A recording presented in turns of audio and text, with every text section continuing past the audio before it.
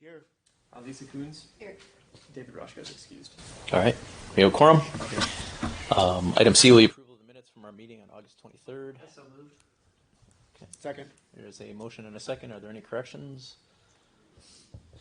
Hearing none, all in favor, please say aye. Aye. Aye. Anyone opposed? Minutes are approved. We will go to item 2, section D, item 2, and I will turn it over to staff.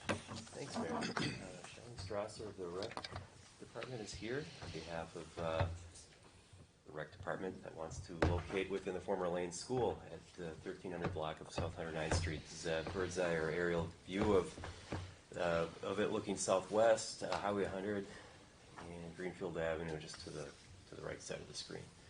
The school was built in several additions over the years. District's no longer using this facility as a middle school any longer. They'd like to repurpose it for a second rec facility within the city. As part of that plan, they'd be keeping the most current or recent addition on the building, the gym addition, which is here, about 2 stories. So that's represented here in this aerial view. And then everything else to the south would be demolished. So this part, the gym remains, and then everything else goes away. And then there would be 2 subsequent phases of additions that would be built over the next year or so for aquatics, water sports, swimming pools, and some other facilities within the building. But it would function ultimately as a second rec facility. So the issue with that is that while it's currently zoned RA3, which is a residence district, and residence districts allow for certain institutional uses in addition to residences. Schools, daycares, religious institutions, and parks are commonly conditional uses within single family, in this case the RA3 zoning district.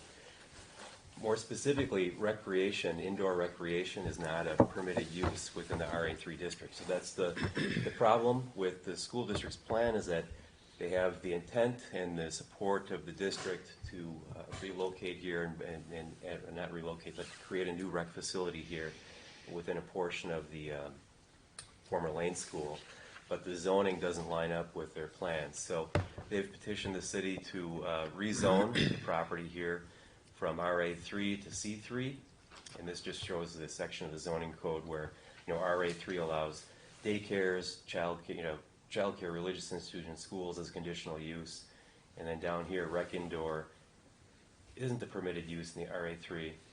It's actually a conditional use over here in C3 in commercial zoning. So what they want to do is just rezone this to similar rezoning in the immediate area. This is the U-Haul property, and I think there's some other properties to the north here that are zone C3. The corridor itself of Highway 100 is primarily zone C3, Greenfield Avenue down here, C3 in this area. So that is the ask of the city's planning commission and council to rezone it. And then with any rezoning, you have to ask, is rezoning going to serve as a catalyst for development and growth within this corridor? There was a Highway 100 corridor plan done a few years ago where we took a look at this very intersection of Greenfield Avenue and Highway 100 and sort of visualized what could be down the road, given some zoning updates or changes, maybe some catalytic redevelopment areas that could be developed in this area. And this just sort of one vision from that plan that shows mixed use, higher density residential, event spaces, and those types of things along, in this case, Highway 100 and Greenfield Avenue. That's the ask of the Planning Commission tonight. This will go before the Common Council at a future date. October 17th is expected. But there were 5 goals that were listed in the Highway 100 corridor plan of what the city should really be thinking about in terms of how do we better activate Highway 100 as a corridor. In these 5 things here: diversifying the mix of uses, focusing on increasing mobility, necessarily traffic flow, creating more walkable and connected destinations, giving Highway 100 a distinct brand and identity, and promoting desired development patterns. And this is just a look at the future land use map. The subject property is actually classified as public and semi-public, which is accurate. It was a school for historically, and it will continue to be, I guess, a school district property as the school district intends with a rec facility. So the land use is consistent with, I guess, if a future use, should it be rezoned to commercial and should it be used as a rec facility. In terms of zoning, the zoning map, I guess the existing zoning here is RA3. The proposed zoning would be to go to a C3, similar to other commercial zoning in the area. So staff's recommendation in this case is for to rezone the property to C3, consistent with the corridor, other areas within the corridor, and then also as it's logical from a zoning standpoint, and then it also aligns with the Highway 100 corridor plan as well as the comprehensive plan. An October 17th council hearing would be scheduled next. So if there's any questions of plan commissioners, of staff, or of the rec department. Yeah. Wayne? Thank you. I have a question for Alderman Stefanski. Alderman, at the last meeting. I'm sorry, Wayne, I'm going to go to the commissioners first, and then we'll go to the audience. Oh, sure. Yeah. Is there anybody with questions on the commission? All right, then you can continue. Yeah, at our last meeting, you were opposed to this move because of the taxable versus non-taxable implications. Where do you stand on that today? Still opposing it. And are you a lone voice on that, or? I know that I only know one other person, because we can't do a walking quorum, so I only know one other alder who is opposed to this as well. All right. My issue is with the school district. You know, the school district does everything they can to take advantage of our taxpayers, and your job on the planning commission is to do what's best for the city, not what's best for the school district. And the school district is already wasting funds of the city. I'm going to give you guys some information that I've received recently that's really pretty sad. In 2021, the police department, our police department, was called the West Dallas Schools 1,311 times in the calendar year of 2021. In calendar year 2022, 1,640 times. And just from the beginning of the school year in January 2023 to the summertime, 982 times. The school district can't even control what's going on in their schools. How should we let them use this facility center when there are other viable things that could have been used for this facility or this location? That's all I got. How many of those calls have been to the Recs department on 68th Street?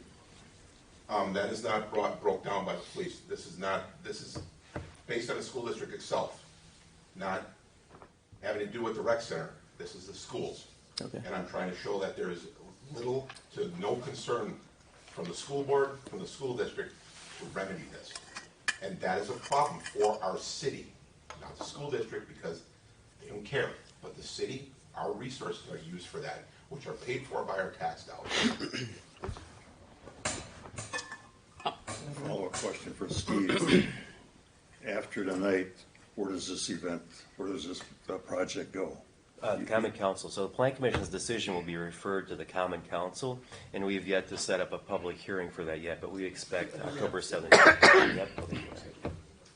So October the 17th. public hearing would be held by the council? That's correct, yeah. Thank you. So we have a rec department that's coming in on the other side of the city. The rec department actually hasn't had any issues then. Am I correct? I don't know. And the case before the planning commission tonight is The reason. whether it's about land use, Yeah, strictly. right. land No, use. but it's about land use. But I'm just explaining to Alderman Stefanski All my I thing. got That's was fine. calls to the school district. All right. So that's not. It's a school district property that the rec center is actually, I believe, leasing. So income coming in that we don't have to actually ask the residents to pay for. So that's not a bad deal there too. Plus, if there's so many things going on, I think a rec center would be great. Give these kids a place to go to instead of hanging out in the streets. That would be awesome. And we need it for this side as well as this side I mean, it's shown to be profitable. The rec center is profitable. How often is the rec center used? Is it used to capacity right now? Oh, I'm sure it's used. Yes, everything's From to what good. I've heard, it's not. From what I've heard from multiple residents and people that go there, it's not. Well, Tracy, you haven't called me and asked me. In fact, can I answer that? Yeah, go ahead. You haven't called and asked myself or anyone that works for the district or our department.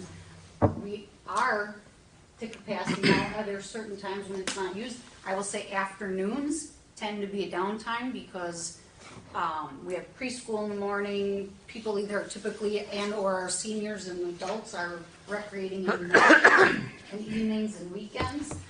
We are at capacity to the point where the city's already approved. We're putting on an addition at the rec center on 68th Street. So we need more space to run more programs for the community. And just a quick question is, how come there's been a crew already like destroying that property, like with taking stuff out and getting rid of it since February before you guys even got approval? to do That's it? really not on the agenda, in my Well, opinion. it's a question. She's asking me questions. I'm asking her questions. But it's not on the agenda, and you were referenced by a commissioner, so I let you speak, but you're kind of getting off the rezone question and into the uses of the overall department.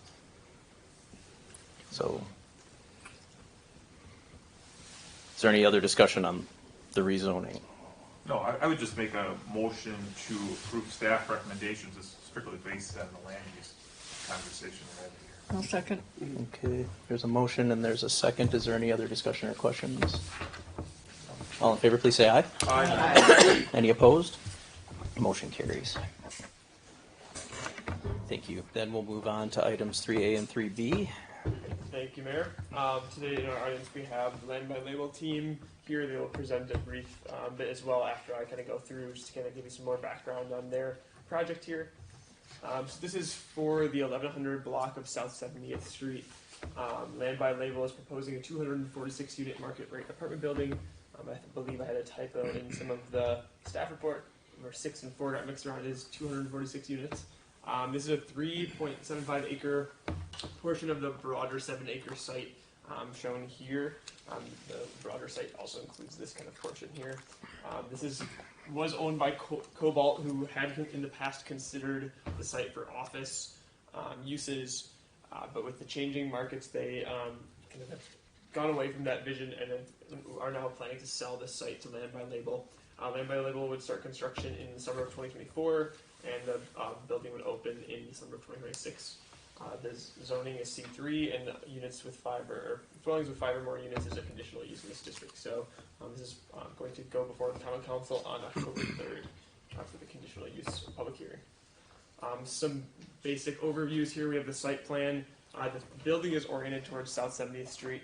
You can see one of the key features here. The driveway is aligned with Washington Street, the kind of western leg of Washington Street here, so it kind of functions as an intersection. This leads to kind of a central courtyard. Here's the main lobby entrance, some internal parking, there's visitor parking and then driveways to the internal parking inside the building. There's going to be some amenities you can see on the site plan here, an outdoor terrace area for the residents, dog run, and then these greenway features. This greenway on the kind of east side of the property would be, there's kind of a future phase that the development team will share a little bit with you about today. That would kind of be a key feature of that, having this kind of central greenway corridor where people can kind of walk through the site. Taking a look at the landscaping plan, the team has a pretty strong focus on the landscaping and natural features here. There's kind of a variety of different landscaping elements are considered. Along the building perimeter, there's landscaping to kind of function as a buffer between the private patios on the west side of the building and the public space along South 70th Street. Kind of a variety of flowering trees, ornamental grasses, and perennials. The courtyard is going to have a variety of different features, including pollinator gardens, screening for the kind of pool and terrace area, different shade trees, and the like. And then the greenways will feature more like grass lawns, but with larger shade trees. And then the dog run also has kind of screening and trees around it as well. Moving into the architectural plan, visually this project will look like 2 different buildings. They are connected underground in the underground parking, and then at the second level where you can see this rooftop kind of terrace area here, a rooftop deck and amenity area where the main entrance is for the building. This is kind of one of the key features of the site. A lot of the amenities are kind of located here. The lobby, a community room, fitness center, this kind of party deck. There's going to be, I believe, a golf simulator and some workroom in this area as well. It's going to be also a breezeway so that people are able to actually walk through the site. This is something when the city was looking at kind of conceptual plans for the area back in the day with Cobalt. One of the real focuses the city had is making better connections throughout this town center kind of area of the city, and this development is kind of designed to kind of continue that effort to make more pedestrian connections throughout the area and kind of create a better network for people to actually move around. The building is primarily 5 stories tall. Each building will kind of dip down to 4 stories in this kind of central area along the west end of the property. There's a rooftop outdoor deck here on the north end of the building. Looking at the building now from the corner of 70th and Washington, you can see there's kind of this kind of key emphasis here on this corner of the building. It's going to really be welcoming people to West Allis here. This is as people are coming off the interstate, going down 70th Street. This is one of the first things people are going to see as they enter West Allis. So this is something that they paid a lot of attention to. There's going to be townhome style units along South 70th Street to activate that streetscape there, have people's entrances and their patios along the street frontage. And then there's going to be underground and first floor parking within the building and a future mural site along this kind of north end of the building as well. Here's some elevations that we can have up here for reference. Primarily the materials are going to be fiber cement panel. Nichi-Ha is a kind of a highest quality kind of fiber cement panel that's going to have a wood look kind of finish to it. There's going to be a lot of glass featured and then brick as well along the first level and kind of rising up vertically on some elements here at the 4-story portions. Taking a look at the floor plan, there's 246 units. The unit breakdown is 32 studios, 96 one-bedroom apartments, 100 two-bedroom apartments, and then 18 three-bedroom apartments. You can see the floor plans are fairly consistent across each floor. This is the second floor shown here. You can see the kind of lobby and connection in between the two buildings. And then this is actually the 5th story kind of view up here where you can see the kind of rooftop deck feature there. Parking, there's 383 parking stalls provided. Underground, there'd be 179 stalls. The first floor would have 122 stalls. You can see this is the underground parking scheme here, and then the first floor parking scheme here. The internal courtyard has 19 stalls, primarily for visitors, drop-offs, things of that nature. And the eastern property line will have 63 stalls that would be removed at a future time with future development. That would kind of put this development, their parking ratio, similar to what we saw with 3 Leaf at around 1.2, 1.25 parking stalls per units.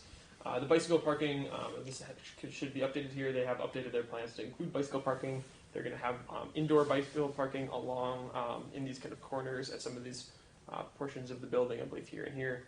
There's going to be 49 indoor spaces at least, and at least 8 outdoor spaces to satisfy those code requirements, so they have satisfied that.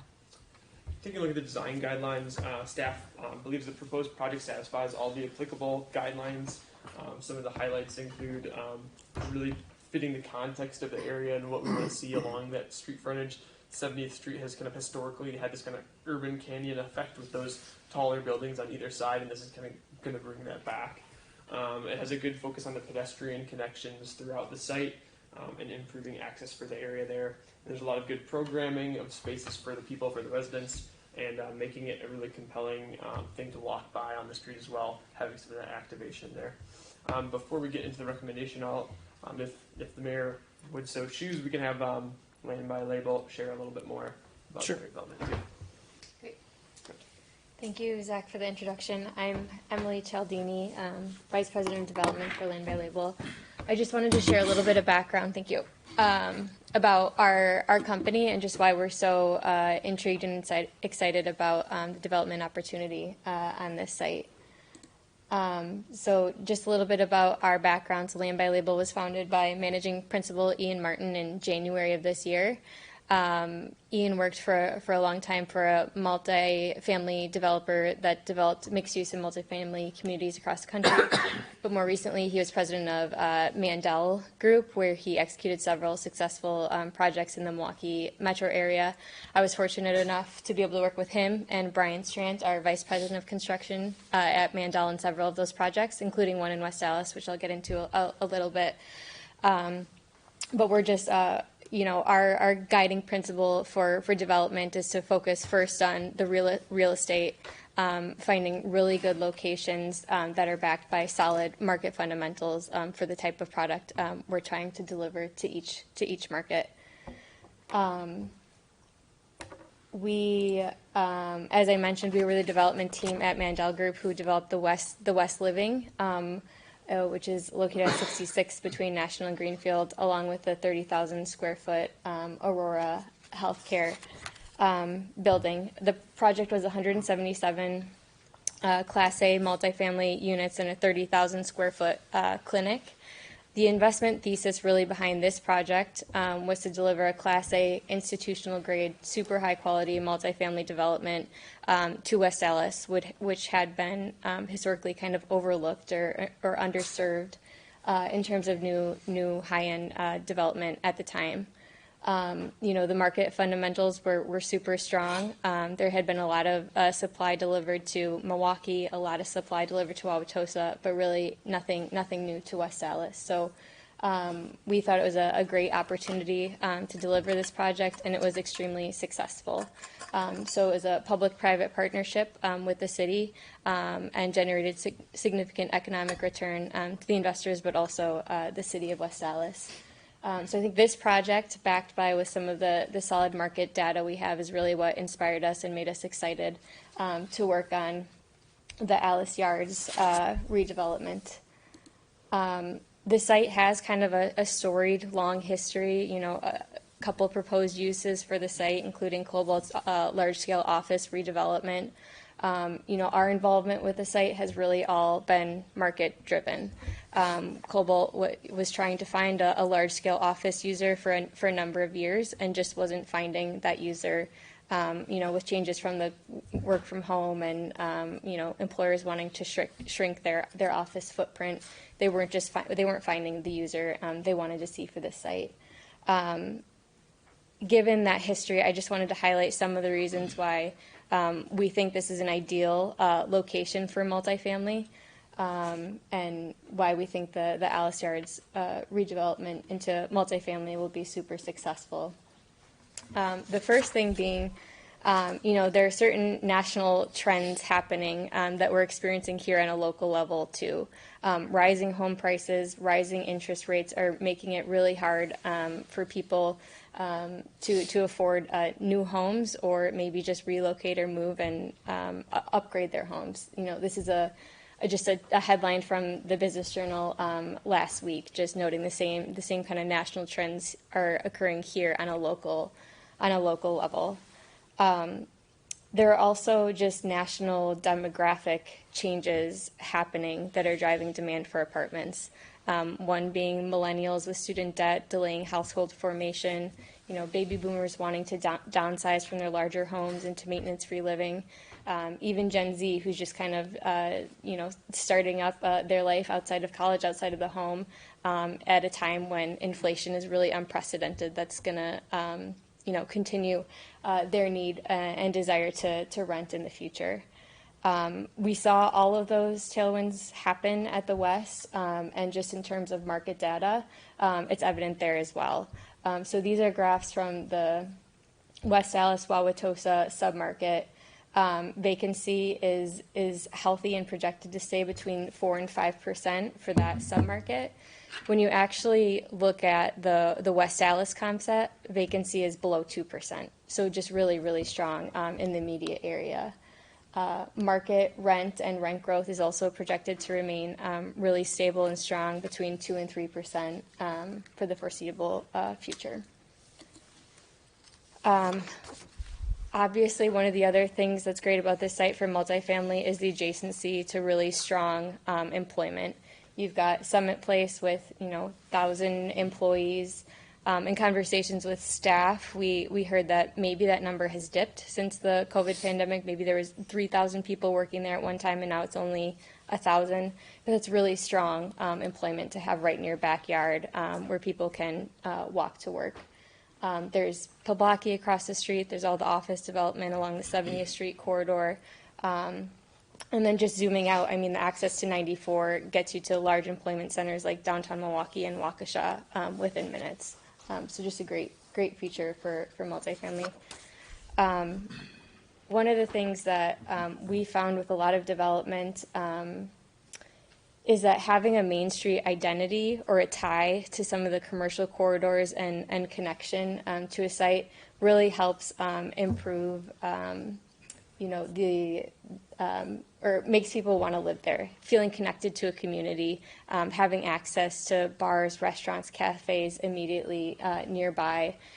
We've tried to be responsive of that in our design. Zach touched on a lot of that, the townhomes, the courtyard plaza area.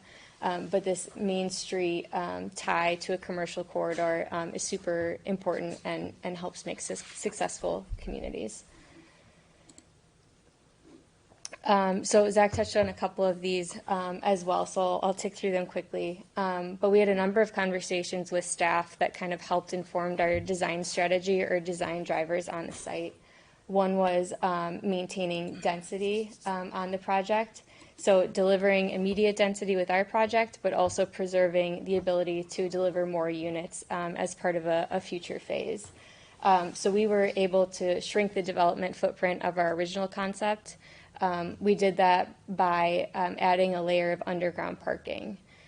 Originally, we were thinking we want to keep all the parking above grade. There's environmental contamination on the site that's going to require, DNR review and approval.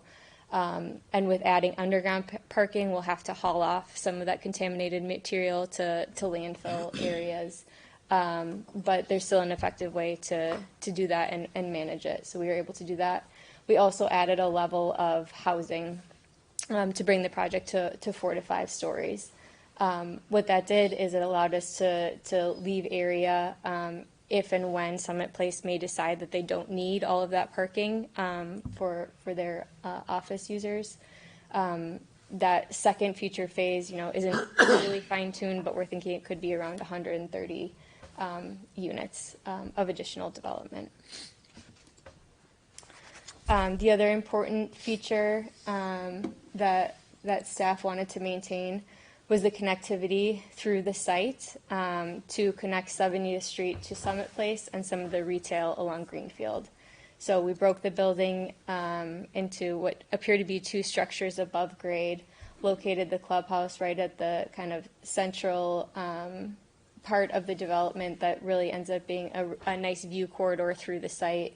A lot of, public plaza landscaped areas to create connectivity, entice people to draw people through the site so they feel like they can be a part of the development. Also maintaining that Main Street identity that we think is so important with pedestrian scale.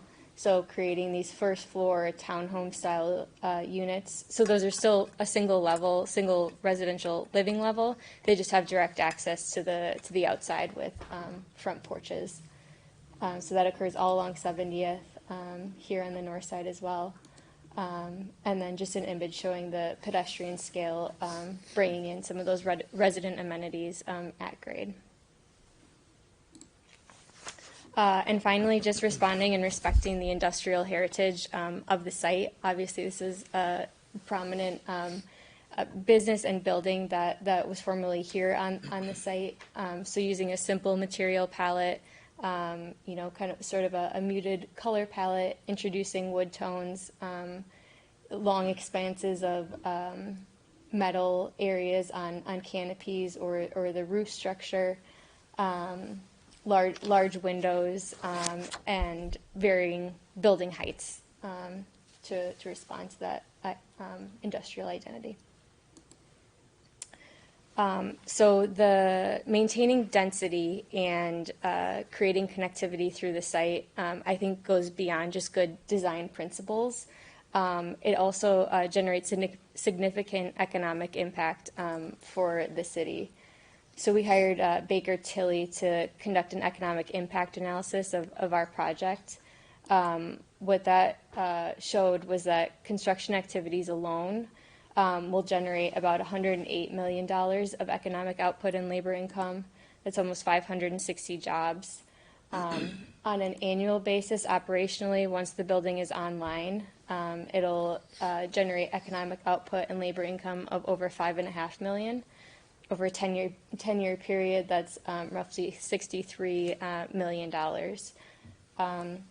One of the things that we like to highlight, or that we find really compelling, is the amount of disposable income that this project will deploy into the area. So those are dollars spent in the community due to this project at existing businesses, existing restaurants in the area, and that's on an annual basis almost $600,000 deployed into the community.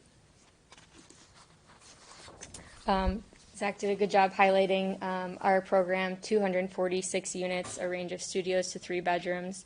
Rents will be, $1,200 to $2,500 a month. That wide range of unit styles allows us to appeal to that wide demographic that I talked about earlier. So not just appealing to one demographic or market, but rather all of them. High quality finishes, stainless steel, quartz countertops, vinyl plank flooring throughout. A development of this scale allows us to deliver a really nice amenity package. So, club room with a fully equipped kitchen, dining area, lounge area, fitness center. We've got two rooftop decks at the clubhouse and then 70th Street. A really nice plaza with fire pits, green space, outdoor dining area, grilling stations, and then of course a nice pool with expansive pool deck and a dog park. I just wanted to get into a couple of the staff comments that were on the report. One of them was the traffic impact analysis update. So we did update the traffic study to reflect our current use. Obviously it was a large-scale office redevelopment. Now it's an apartment development. Apartments generally don't generate a lot of traffic. So there's actually an 80% reduction in the amount of traffic that would go along 70th Street in Washington. That ended up not requiring a potential right turn lane from 70th to Washington. Even though it didn't require it, I think another staff comment was just creating some relief at this corner. So we were able to shift our building about 3 feet to the southeast to create some buffer and additional space there. Another comment was, perhaps installing a mural either on the south or north elevation where we have some blank wall space. Ian, Brian, and I were part of the development team that did Taxco in Walker's Point. This is an image of it. This is when we were with Mandel Group. But this is the alley between 5th and 6th Street where the project lies. We worked with Mauricio Ramirez and MyEd students to install the mural of Selena and just some community art along that. So we're familiar with it and think it would be a good idea to create some additional interest. Thank you. Thank you. Great. Yes. And then I'll just share our staff recommendations, and Emily touched on some of these a bit as well. Let's see here. So going through them a little bit, we have some provisions in here for revised site landscaping, our architectural plans, including the bicycle parking spaces, which was satisfied in their most recent update since after the staff report was published. The building shifted 1 to 3 feet, which Emily mentioned, that has also been adjusted since the staff report. Additional sidewalk on the north side of the internal driveway, some different curb cuts at the driveway entrances, some additional elevations approved by our staff. Then working with the city on that mural mentioned, and then having that landscaping and species plan be approved by our city forestry department. And then last, a lighting plan approved by staff. Then we have a few other things as well. Item 2 is that traffic impact analysis memo, which was received by staff since the staff report and has been approved by our engineering department. Then submission and approval of a certified survey map that would come at a future date. A surety bond, kind of a standard condition of approval. Then documentation showing compliance with the stormwater management. That's another standard condition for most developments. Then just a notification of the city right-of-way work has to be coordinated with engineering, and then that common council approval of the conditional use permit, which is public hearing is scheduled for October 3rd. So with that, it's the end of our presentation. So any questions? Thank you. Questions from the commission? Wade? Thank you, Mr. Mayor. What is the significance or the background of the name of your company, Land by Label? What is that? What is that about? Yeah, Ian, you want to do it or? Yeah, I'll field that one. Thank you. When I started the company, the idea was, unfortunately, all developers get generally lumped into one bucket, and so I was spending time thinking about how I wanted to. I've had great experience. I've been really fortunate to work with the best in the business. So I wanted to take the things I liked and leave behind the things I didn't. One of the things that I've always enjoyed about it, and Emily touched on a little bit, is I wanted to start all of our projects with the land itself and figure out what goes on top of it. There are a lot of developers, and I was at one of them, that they had a widget, they stamped out the widget, and it didn't matter if I was in Corpus Christi, Texas, or Omaha, Nebraska, it was the same building, and that never appealed to me. So the idea was every project would be unique, tailored to the particulars of the real estate that we were looking at, and so over time we wanted people to think of our company as starting with the land, and that would become our label if we executed on what we promised everybody. So that was the nature of it. I hired a marketing firm who does a lot, helped me with it. We had a cocktail while we were discussing it, so that may have contributed to some of it, but I think everybody asks, so for good or bad, everybody asks about it, so I think it's working. After having heard from you so many years, over so many years on updates and presentations, you disappeared. So it was nice to see you again. Likewise, yes.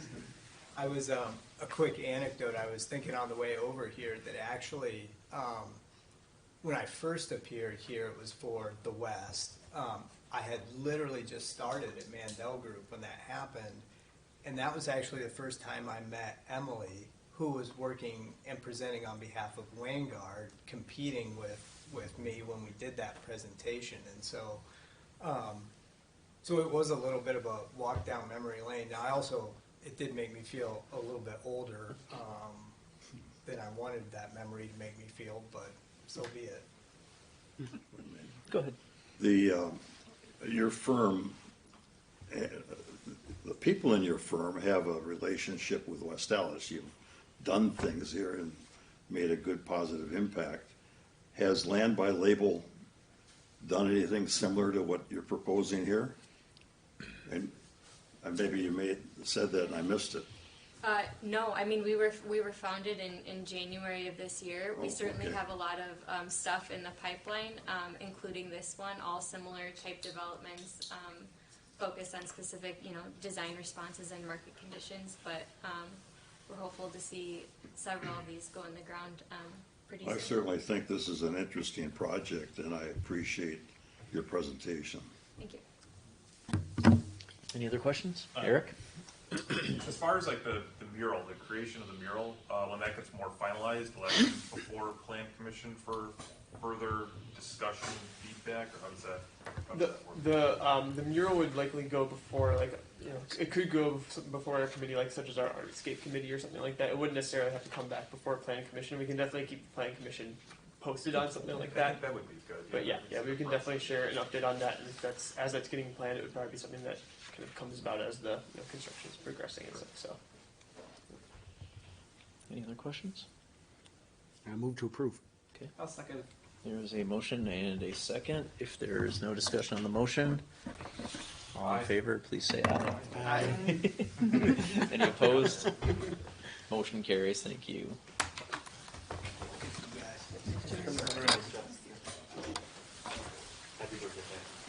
Happy birthday, Patrick.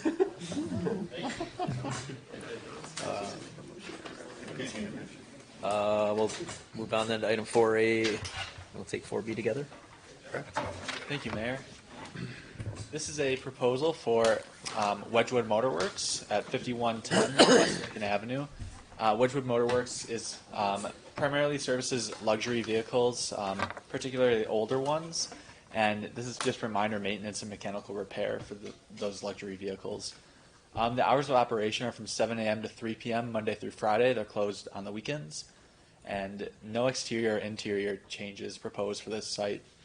The zoning is I-1, which requires that conditional use permit for light motor vehicle services. There is a common council meeting scheduled on October 3rd for this proposal if it moves forward.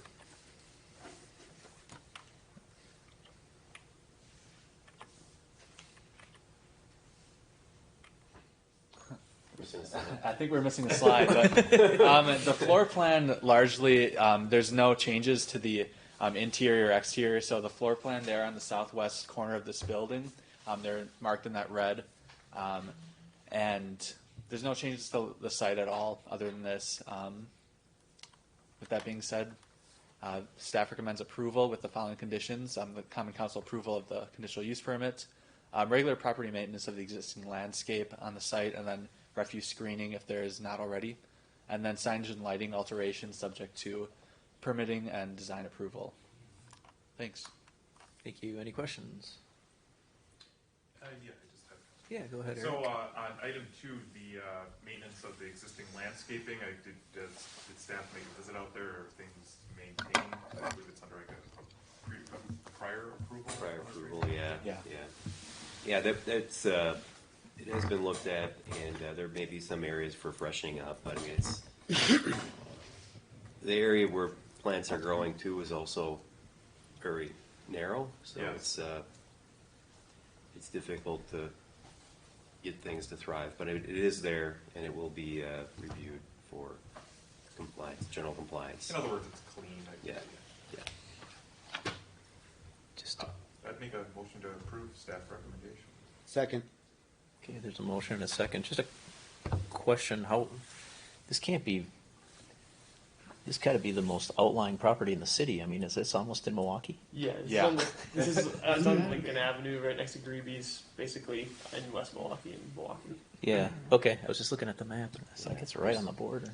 Like the only, I mean, I think the closest residential is Billy Mitchell home just south of it, but I mean, that's even Yeah. set back from Lincoln, so there's really very little residential abutting this location. Okay. And it's on the fringe of the city. Our southeasternmost block. Yeah. Yeah. Okay. Do we have a motion and a second? Is there any other discussion? If not, all in favor, please say aye. Aye. Anyone opposed? Ayes have it. Mr. Mayor, Motion just a carries. question. Where is Wedgewood Motors now? Are you with? No. Okay, sorry. Want to make something up?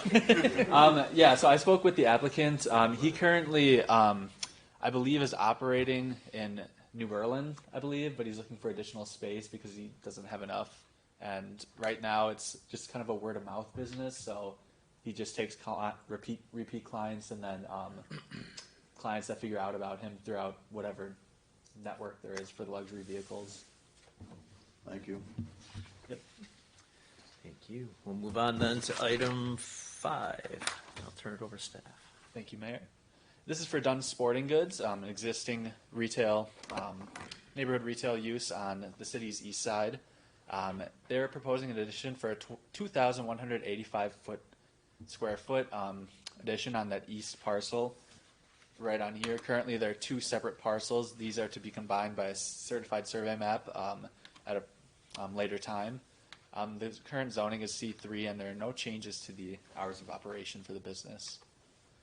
There's very minimal site changes proposed beyond that addition. It's going to fill in pretty much the whole space on this yellow rectangle. There are new planters on the front proposed for the addition. They're going to be located right here. And then for the architectural plan, the existing building is to remain the same, but then the addition is made up of stone veneer and then horizontal LP smart siding. This complements and matches the existing building. And then staff recommended for additional ornamental pieces, including an ornamental garage door and awning. Well, the awning was proposed already. And then decorative lighting. The applicant did provide these two examples of an item that they'd go forward with for the garage door here, and then there's also a window right here.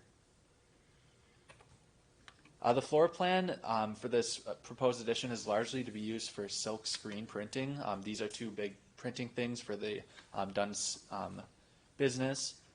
There's additional bathrooms on this side and then office space as well.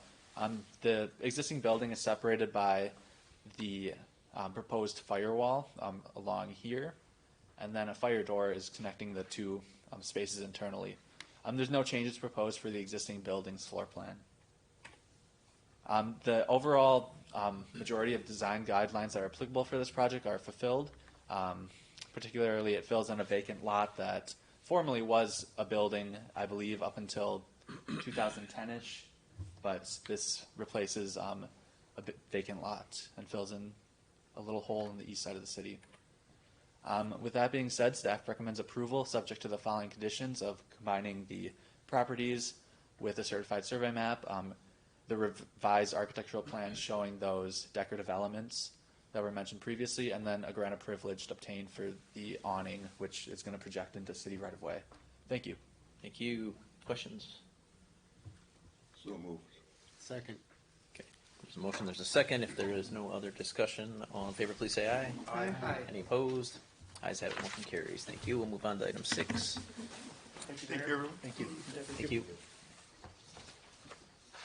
Item 6 is a proposed site landscaping and architectural amendment for C+2. You might be familiar with their current location, but they actually purchased the building at 7335 West Greenfield Avenue, the former Mis Sueños. This property is zoned C1. The restaurant is a conditional use. This one was previously a restaurant, so it kind of can fall under that umbrella of their old conditional use permit. It wouldn't typically have to go before a planning commission, but upon purchasing the property, C+2 found an issue with the existing facade. There is some water damage to the EFIS siding there, and so they're today now proposing a remodel of the building. You can see this is what the building used to look like. It looked pretty solid, but that material was basically crumbling. So this is what it looks like right now. They had to take it off for safety purposes, and they're proposing to improve the quality of the exterior. As you can see here, they're going to be proposing this new fiber cement siding. Is a quality material that we've had on a lot of our commercial buildings in the city. We're going to go with a kind of a dark gray color and wood look finish, so the building will look a little different, going from the kind of tan in stone to more of a gray in stone, a little more contrast there. This is the proposed design of that facade. They're going to also do a new awning. This is kind of a little bit different than the previous awning there. You can see that it's going to be a little bit more a modern look with a little more rectangular. They have applied for a building permit and plan reviews as well, so they're working through that process with our code enforcement department. But the overall staff recommends approval. They've already kind of worked on the placement and orientation of the panels. They've kind of provided these updated renderings, as you can see right here, to kind of satisfy those conditions. So they're pretty much, if Planning Commission approves it today, I believe code enforcement will be signing off on their plan review tomorrow, so they can proceed with the work. Any questions? Go ahead, Eric. The parklet, is that, will that be staying in this? The parklet is actually not there right now. It's kind of an old picture. Okay. That was the state DOT during COVID Oh, yeah. allowed the parklets, and then they stopped allowing them after for some reason. And that's potentially a future thing for the city to revisit how we can activate our space along the sidewalks. I thought that was a good idea at the time. But in general, I'd move for approval. I'll second. Okay, we have a motion, we have a second. Is there any other discussion? Wayne, go ahead. A question for Steve. Steve, a brief primer. When I saw in here the defective EFIS, Yes. haven't we had a long history where we don't approve and don't approve EFIS? Yes, you're right. This building was probably one of the last ones to have that skin on it, Okay. and then fell off by itself. So here All we right. are. Don't allow Ethan. Our position Yeah. has been secured. Yes, yes. All right, thank you. Okay. Any other discussion? I'm just thinking like a little kid in trouble. This broke by itself. Yeah. All in favor? Aye. Anyone opposed? Motion carries. Move on to item 7. Thanks, Mayor.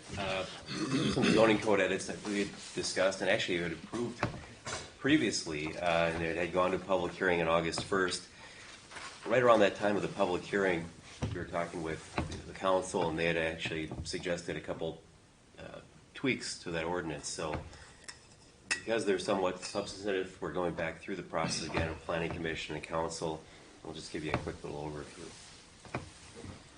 So with the these are the different nicotine sales locations throughout the city. Our previous ordinance had a separation clause, and they were allowed in the C3 district, and it had to be 1,000 feet away from one another, as well as from parks and daycares and schools. With some recent changes to other cities' ordinances and becoming a little bit harsher on nicotine sales, tobacco, vape, and those types of things, we wanted to increase our standard for regulating these types of uses. And we presented 3 options. The first was to increase the separation distance from, actually reduce the floor area. So if you have 20%, the way the ordinance was or is now, if you had 20% floor area devoted to nicotine sales, you were considered a nicotine sales use, and then you were subject to, you're only permitted in C3, and you have to have a 1,000-foot buffer between yourself and other similar types of uses, parks and schools, libraries. That first option proposed to reduce that floor area distance to make it harder. So if you're now 10% floor area, then you're subject to a 2,000-foot buffer. So that's option 1. Option 2 is ban if you have 10% of the floor area devoted to nicotine sales. You're banned outright if you have more than 10%. No separators in option 2. And then option 3 is just an outright ban on nicotine sales. So if you sell cigarettes, whether it's a gas station or grocery store, you just can't do it within the city. That would be the harshest of the 3. Council opted for, this is where we started, what we came to, I think, you last time with this option. Council wanted to do something a little harder, more strict, and this is where option 2, they didn't want to go here, but they thought option 2 would be a better step. So if you're 10% or more floor area devoted to nicotine sales, then you are considered a sales use, and you just outright ban on that type of operation. The other part is with child care. This ordinance also deals with child care, and Wisconsin's facing a shortage of child care providers for working families. And our current ordinance was pretty harsh on the family daycares. Those are the small operators that are 4 to 8 kids in a residential dwelling. It considered those conditional uses, and that's a pretty harsh, not harsh, but it's a fairly strict, rigorous process to go through. It's expensive in terms of the fees, and it's time consuming in terms of the time commitment to get your approval, all for something you're doing as more or less a home-based business within your home. So state statutes actually protects those uses somewhat, and actually we were somewhat in violation of the state statute, so we're pulling that back, and we're going to make small family daycares of 8 or fewer children. When you're doing that in your dwelling, we're going to make that a limited use. And it's basically a permitted use allowance to comply with the state statutes, but the state statutes also give cities the ability to regulate certain types of dwelling units. So in other words, if you have more than a single family or single unit dwelling, if you have a duplex, cities can step in and say, well, you can do your small family daycare, but we only want you to do it in one of the units, not in both units. So that's what council wanted us to sort of take a look at and do, and we've created this ordinance to sort of address that. So the most significant change with respect to daycares is just that we're going to allow them, the small family daycares within a dwelling are going to be permitted as an accessory use within our zoning ordinance. We've defined them to meet state statutes to be limited uses, so in other words permitted, And then the limitation or the criteria with that is that basically for a 1 or 2 dwelling unit allowance, and then only 1 dwelling unit, if it's in a duplex, operates the family daycare home, and the operator resides in one of the dwelling units. So that's the criteria that goes along with that use limitation. So that would bring us into compliance with the state statutes, and it would also give the city some control to more or less stipulate to, keep neighborhoods and operating in a residential setting, but also allow for property owners or residents of a duplex to operate a small family daycare and make some additional income and a living. Otherwise, the child care centers, if 8 or fewer children, are going to remain conditional uses in the residential zoning districts, but permitted in commercial and industrial districts. These child care centers are more or less more commercial in nature. You're not doing this out of your dwelling. Basically, if you have, they'll be allowed in residential zoning districts. So in other words, if you have a small church, or if you wanted to convert your home from a daycare to a child care, you could, but it would require a conditional use. Not to mention the number of code requirements that come along with that. But that's a building code thing, not a zoning thing. From the zoning standpoint, we would treat them as a conditional use, which means planning commission and a public hearing before council. Group child care is 9 or more children under supervision. So these are the larger church types of operations, or just all-out daycares, again, being permitted as a conditional use across the board in all of our zoning districts except for the downtown C1 district. So that's the presentation on that. If there's any questions or clarifications, just let us know. Thanks. Thank you. Mr. Mayor, Yeah. question for Steve. In your write-up here, you talk about the city of Milwaukee. They have made things more strict. Yes. Are they more in line with what we want to do, or are we in line with what they are doing? They're basically, we took a look at what they were doing, and that was more or less the first option that we had shown to you back in, I think it was July. And that's an option, but I think we want to simplify it even further, to just basically say that if you have 10% or more of your floor area devoted to nicotine sales, it's just banned. We're not going to say banned. We're not going to say banned if you're 1,000 feet or 2,000 feet away. We're just going to say you're just outright banned. So it just simplifies the equation. And existing uses will remain. It doesn't. It doesn't. Their grandfather put ban. things out of business. It just. Yeah. Yeah. Does that, the fact that it's not retroactive, it's for the future, For new business. does that invite more of a problem? I mean, To problem is relative to the city trying to maintain some control? I think it gives the city a lot more control to regulate, the pop-up businesses that you see, for instance, on Highway 100. They find little gaps in that 1,000-foot or 2,000-foot buffer, and all of a sudden now, oh wow, how'd this happen? Well, they found a gap. So this way, we just focus on how much floor area does the city tolerate. Up to 9%. Anything over 10% or more, then it's just banned nicotine sales. Yeah. Thank you. Sure. Is this an action item or just an informational? Action item. Yes. It is an action item. Yeah. Did we have a motion? So moved. Second.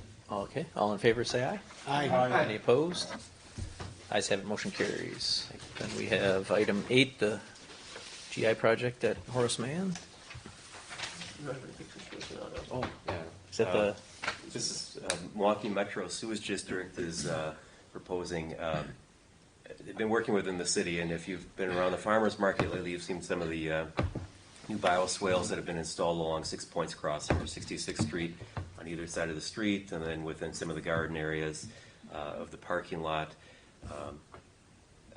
They've also done some work with the city on city parking lots just east of City Hall here on between 71st and 72nd Street, and then also I think a little closer to us on 73rd, 74th Street.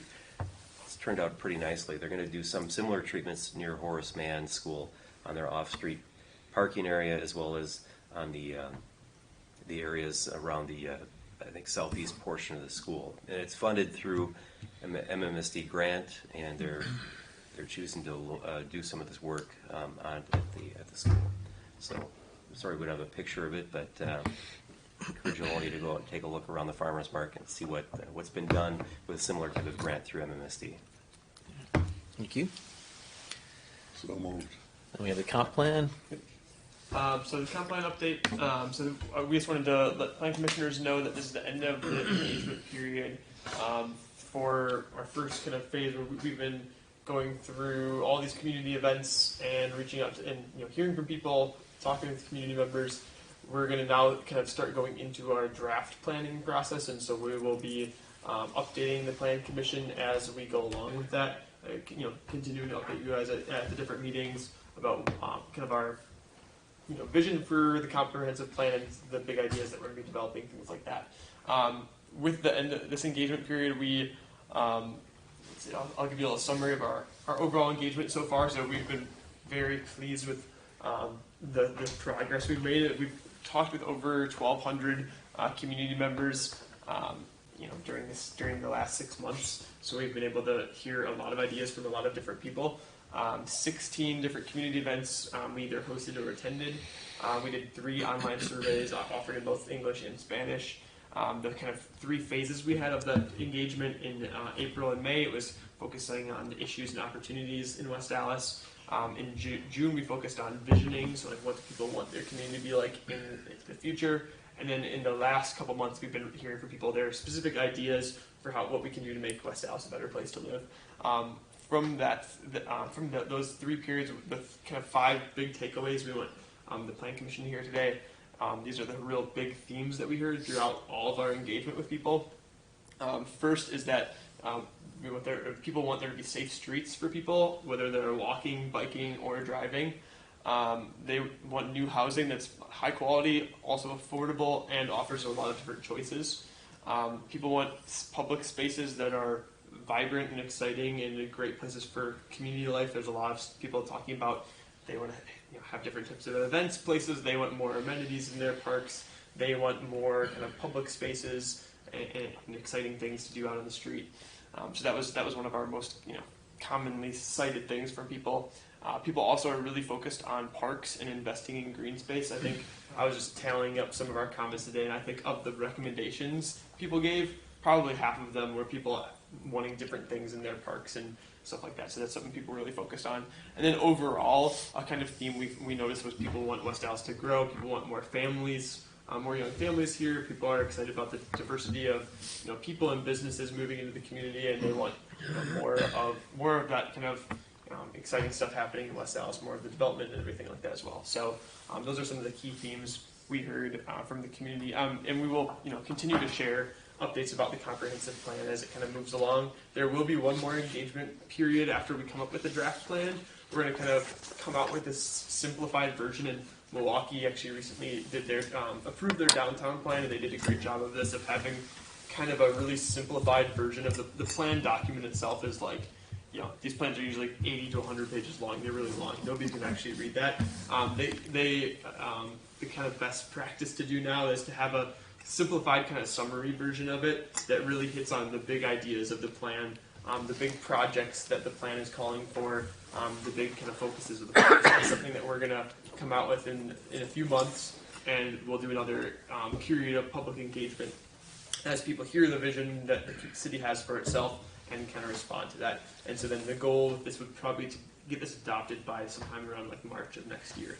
So it's kind of the timeline we're working with, but we'll continue to update the Planning Commission as it moves along. Thank you. Any questions? Yeah. Did you at least hear a murmur about improved school system and lower taxes? Yes, those were also themes for sure. Something we found was really interesting is that on the online engagement, we heard a lot more about people.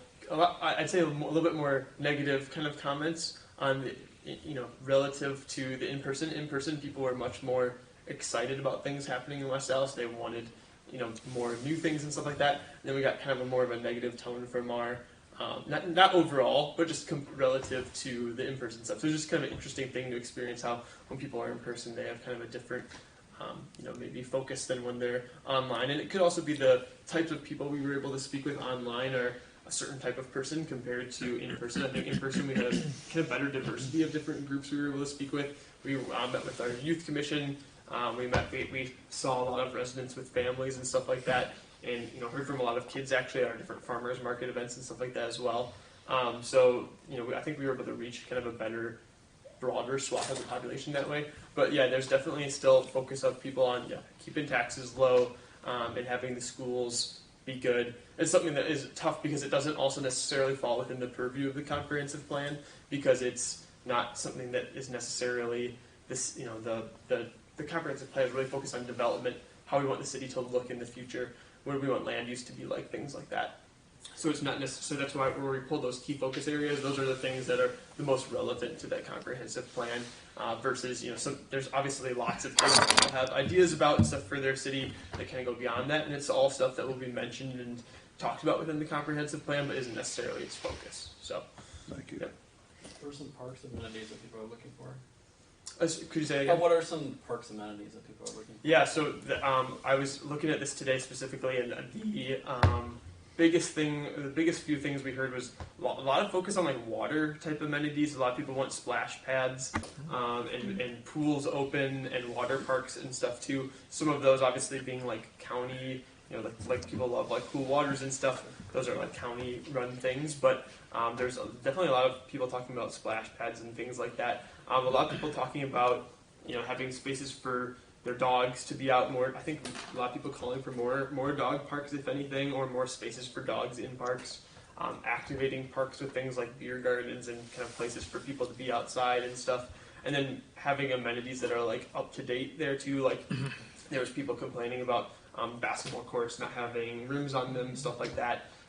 So yeah, they're kind of a wide variety of things. But I think the focus on like splash pads and stuff was interesting to me. There's a lot of people excited about this kind of summertime water things. Some stuff too about like skating rink. We heard some of those comments as well, which like Liberty Heights is working towards doing something like that. So. Were you out there on those 104-degree days and everybody was asking? Do we have any? Everyone's asking for splash pads. Right. We definitely. I mean, there's a lot of summer events that we were at, and a lot of stuff we did. Some of the events were like things, food truck Fridays and things like that are at the farmers market. So I definitely could see those kind of warm weather things being more in people's mind. So it'd be interesting when we do more outreach in this upcoming winter with a draft plan. Maybe there's some different ideas people have for winter kind of focused stuff. But yeah, it's interesting to hear that. Good. All right. Thank you. Right. Any project tracking? Yep, those are our last item tonight. So a few updates. Common Council approved a use variance for U-Haul. This is kind of a unique situation, and Steve can elaborate more if you have questions. Essentially, the U-Haul facility wasn't allowed by the zoning at the site that they're located at on Highway 100, and the council opted to allow a use variance, which is kind of a special power the council has for that development to move forward. So this is something that would come before the Planning Commission in the future if they want to expand. They've have like one parcel. There's two parcels there, I believe. They want to expand their U-Haul facility onto a second parcel there that by the zoning code wasn't allowed. The council now allowed it, and so they'll have to come before the Planning Commission for the design of that. So that's something that will be coming up in the future. The West Dallas, West Milwaukee School District offices rezoning and certified survey map were also approved by the council on September 5th. So those are moving forward. That's their office on Lincoln Avenue. Duncan's building permit was approved. That happened pretty recently, so you'll maybe start to see some construction stuff out on that site. That's at 78th and Greenfield. And then this is a picture from Chase Bank along Highway 100. We can see construction is progressing there. They're kind of completely revamping the facade and some of the site plan of that site. That was something that was approved by Plan Commission, I want to say back earlier this year in the winter or something like that. It was kind of a bit ago now, but that's going to be wrapping up probably in the next couple months or so on their construction. So those are some general updates. If you have any other questions, feel free to reach out to us. Yes. Yeah. So on the U-Haul site, that's going to come before Plan Commission then? So let's just say, I'm just talking hypotheticals. It comes before Plan Commission, we review site landscaping, the whole, and we reject it.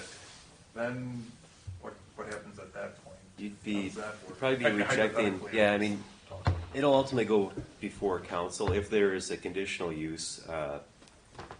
If there's a need for conditional use, we're still evaluating that based on all their uses. They get sales and rental, self-storage. Yeah.